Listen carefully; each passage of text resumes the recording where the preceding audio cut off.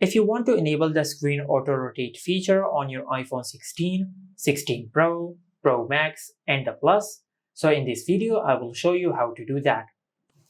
First of all, just go to your home screen, then swipe down from the top right of the screen and open the control center. And in the control center, you will find the option of orientation lock. Now just tap on it to turn it off. And after you turn off orientation lock, you will enable the screen auto rotate feature on your iPhone. Just like that.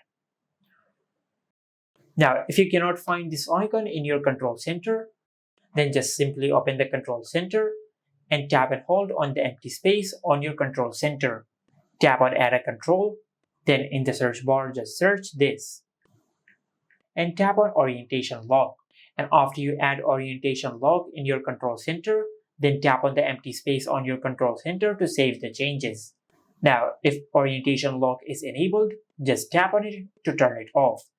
And after you turn it off, you will enable the auto rotate feature on your iPhone. Just like that.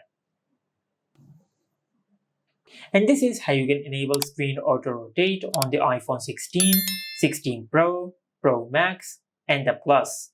Make sure to like, comment, and subscribe. Thank you for watching.